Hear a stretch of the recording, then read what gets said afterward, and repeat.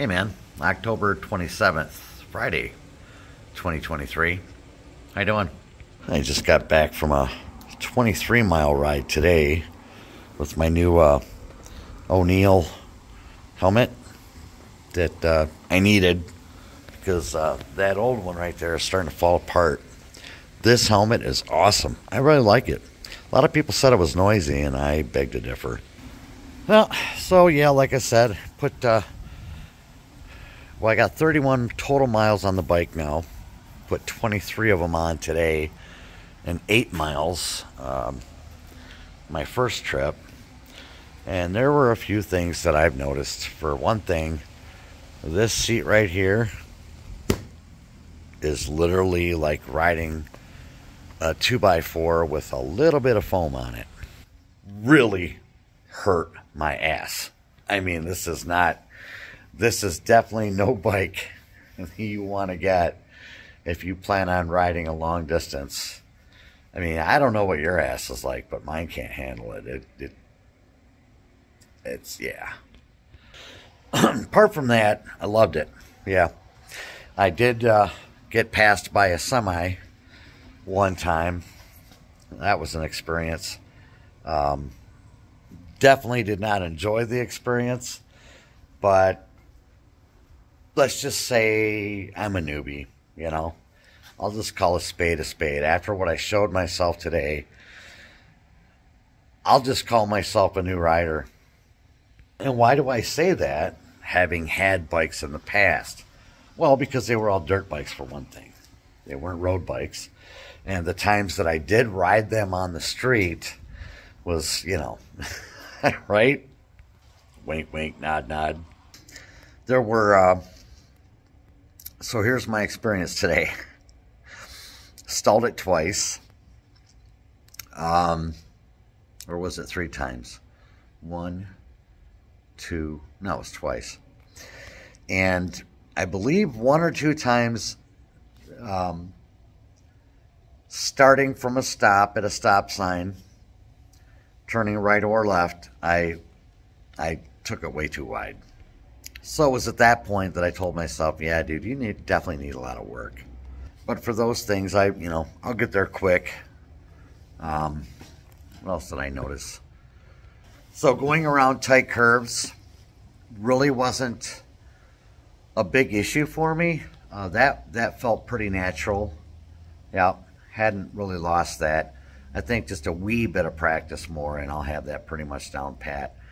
You know, I'm not a no cafe racer guy, okay? And my background is primarily in snowmobiles and snowmobile racing, not snow cross, all right? But like oval track, really fast, hard left, all the time. I can do that shit all day long, and it literally does not scare me. But, I mean, I built my business on snowmobiles, so. But not bikes. And, you know, being out on the pavement, it's a different animal. I did 50-50 today, so I put half of the 23 miles were pavement, and the other half was on dirt, which was pretty much just mud. The bike was great. Yep, and I felt right at home on the back roads, the dirt roads, the mud, potholes, loose gravel, all that stuff. I felt at home on that.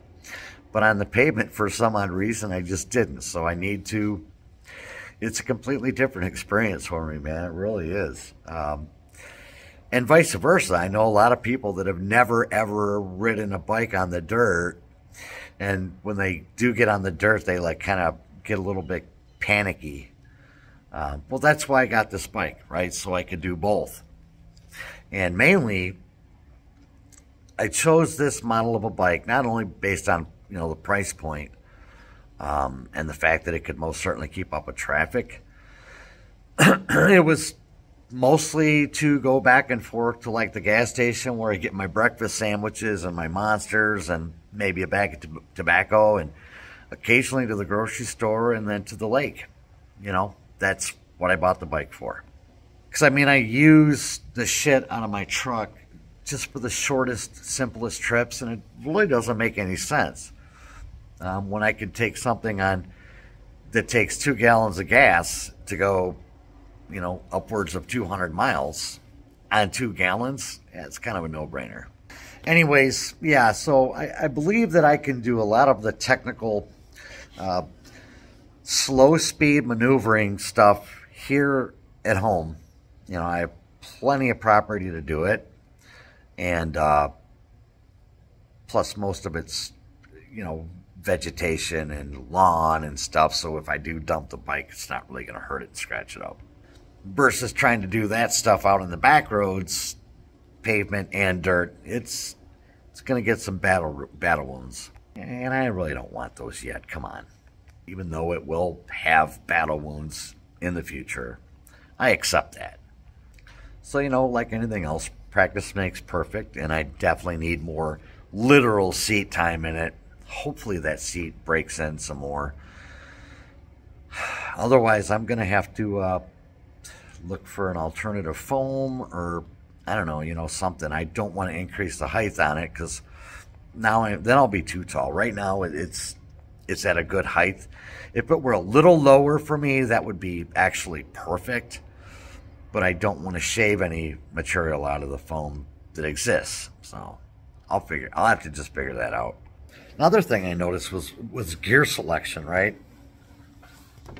The first 8-mile trip I went out, it was a super uber windy day, and I wore more of a looser fitting, a step over a windbreaker, right? You know, it had the liner in it and the nylon or whatever it is, polyester on the outside, a little bit of insulation. Going down the road on that with that jacket, man, it was like a parachute behind my back. So today I wore my Condor jacket. It fits a little bit snugger. It's a denser material, you know, so wind doesn't pass through it. And day and night difference, man. So I'll be wearing this Condor coat from now on. You know, of course I got to get one in gray to match the bike if I can find one. But so that was a good choice. I like the helmet choice.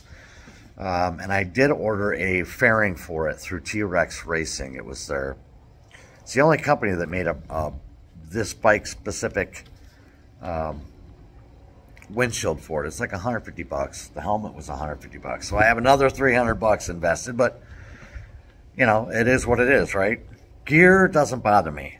What bothers me are the things that I need to work on. The slow speed technical stuff, safety wise and agility and things like that, I need to work on here at the house, and then take it out on the back roads, and you know, to prove my worth, right, out there.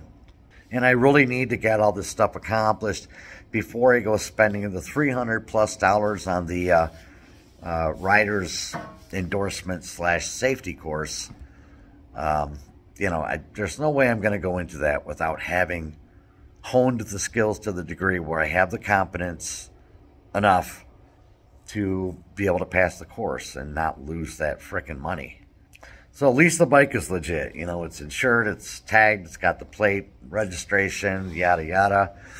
And I'm a licensed operator, but I don't have the motorcycle endorsement. So I will definitely have to get that in the future, but not until I get my skills honed in. And what better way to do it than what I've been blessed with out here in the middle of BFE, you know. I got plenty of back roads that are paved that maybe 4 cars a day go up and down, and then the dirt roads, same thing. So the dirt, like I said, I don't have an issue with the dirt. It's like whatever, you know. Hell, I'll even give it some juice going around a curve and kick her ass end out. That stuff I enjoy, but on the pavement, it's just, I got to get used to that. So anyways, man, I've been sharing this experience with you as basically, you know, yeah, okay, I have motorcycle experience in the past, but I'm not a seasoned rider, so I guess you could call me a noob. So I suppose I'll just share these experiences with you as I progress, right?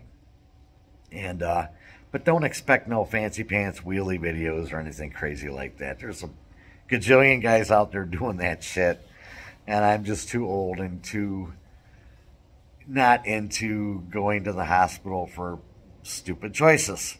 Of course, I'm still going to continue to make the regular videos that I make. You know, it's just like, as you know, this channel, I talk about all kind of shit, and I do all kind of shit. It's not like a one-shoe-fits-all or a specific thing channel. It's just like whatever is going on. Anyways, I think I've babbled enough. Look, we got a dirty birdie. And I've almost wore all the little nubbins off the tires. See, look. The little nubbies, the little hairs are almost all gone. Yeah. Professional. Hey, you know what, man? New experiences, right? Keeps you young. Anyways, thanks for hanging out, man. Until next time. See you.